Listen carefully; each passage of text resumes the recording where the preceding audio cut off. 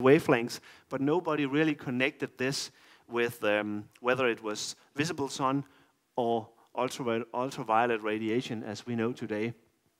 But this kicked off like a cure all over the world, and it was especially in the United States and in the United Kingdom, classes were asked to go outside. So schools had a mandatory time where they stripped the children relatively naked, put them into the sun and made them do their homework or classes. There were entire classrooms built on lawns where they just was exposed to the sun during their school time. And that really helped at that time. So this cured a lot of people or prevented them from getting both rickets and tuberculosis. A special nasty form of tuberculosis is called tuberculosis vulgaris, where the skin sort of is starting to rot. And it's a pretty nasty thing. If you look at this picture, the girl like that, she came into the clinic where her part of her nose and part of her cheek was starting to rot away. And normally you couldn't do anything but cut it away, surgery, and she would have had a big scar or a hole in her face if they cut it away. But at this time, Niels Finsen, which has Icelandic ancestors actually, and moved via the Faroe Islands to Denmark, he invented a system that caught up the solar energy and focused it through a lens system and just targeted the infected area. So by having a treatment where you were exposed to sunlight during a few, maybe 20 minutes, 40 minutes a day, you could actually cure that kind of disease. So this girl is treated by Finsen over a 3-month period, and she comes out and is actually cured from this nasty disease that was not possible at that time. Well, even in Denmark, we don't have the sunshine all the time. So Finsen came up with this globe down here where he put in a mercury vapor lamp that radiated powerful amounts of UVB radiation. Up here he put a mirror instead of putting the sun down, and then he actually, as the first human, transferred heliotherapy, where it's the sun that is healing, to light therapy, where we use it today. So this is still the same technology used for skin treatment if you go to a light therapist instead of heliotherapy, where you are exposed to the entire spectrum of the sun. So we were pretty proud about Niels Finsen being the first Dane who ever got a Nobel Prize and being the only skin doctor ever getting a Nobel Prize. So this was really a big invention at that time.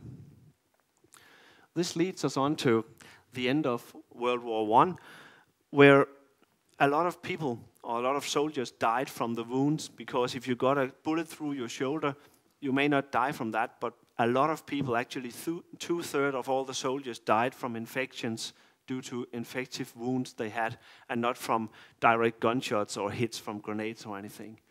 The only treatment you had at that time was taking the soldier away from the front, putting them out on a big lawn or a field, and stripping them bare, washing the wound as much as possible, and then exposing it to the sun, and hoping that the sun would disinfect the wound, and they would survive.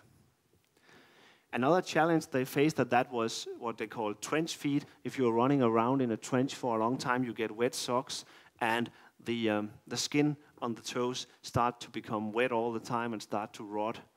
And the only thing you could do to save the feet at that time was taking the soldiers out of their watch, putting them into the sunlight, taking up boots and socks, and then letting the sun be exposed to their feet.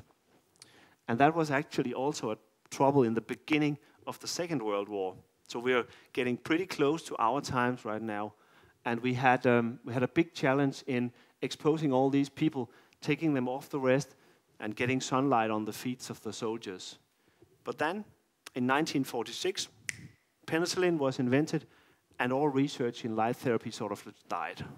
Because we suddenly got this miracle cure, and we don't need to think about light treatment or disinfection with light anymore. And that, if you want to read anything about heliotherapy or light therapy in general, pick literature from the middle of the 20s up till the beginning of the 30s. They were really, really good at doing serious research at that time. So some of the best literature is written in around the 1930s about how you can treat people with light. Because unfortunately, everything stopped by the invention of penicillin, and it's difficult to start it again. Many universities would like to start, but it's difficult to get the funding, because why should you do it? People can argue that penicillin is not that efficient anymore. We need wide-spectrum penicillin to be cured, and maybe light could actually help us out of that again. And if human race get resistant to penicillin, well, we need another alternative, and that could be light treatment again. But we don't know that for sure. But that's actually the start of the history. So light therapy and light treatment is nothing new. We've had it ever since we lived in Africa, all the way through Rome, Egypt, through the First and the Second World War.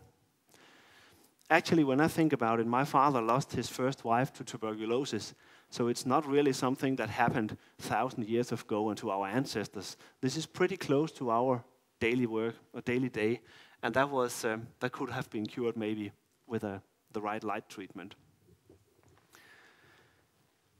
So moving from war to beauty, and staying around 1920, you see this lady is having a smoke, and that was sort of very politically correct in the 1920s. Anyone recognize this beautiful lady? I guess some of you must do, because this is Coco Chanel, who gave us gentlemen, or mainly the girls, very short skirts and small black dresses, which we normally prefer if we are having a party time. So this girl, she really changed female dresses from being these big gowns to something very small, very stylish, and very fancy. So in the 1920s, she was sort of a fashion icon. And up till that area, rich people were pale in the skin, and the poor people had a suntan, because the poor people were farmers. They worked outside. They were getting exposed to sun. Fishermen, farmers, whatever you had, timber people working outside. So if you had a suntan, you were actually a poor person. And if you were pale and white, you were rich and in control. You didn't need to go outside. Then Coco Chanel should attend a fashion fair in Paris, and on her way there, she was on a sailboat, and she happened to fall asleep. And when she came to Paris, she had a suntan. And if one of the hot icons enters with a new fashion, then it suddenly becomes a fashion. And people in that area started to think, wow, Coco Chanel has a brown skin, I want that as well. And people started to get suntans. And that actually fits very well together with people starting to work, poor people starting to work in factories, in the mines, living indoor, as we saw. So they were turning more and more pale. So actually it switched around up to the beginning of 1900 up to 1920, where it became fashion to have a skin, a color, what's it called, suntan on your skin. And I remember that as well from the city where I was born. When I come from a small town in Denmark, and when the only people who could afford to go away on vacation for the winter was the doctor in our city, and he had a wife and 2 children, and they went away on holiday. And when they came back to our city, they had a suntan, and the rest of us were pale as a sheet. So my mother always pointed out, look at the doctor, they can afford it, they are wealthy people.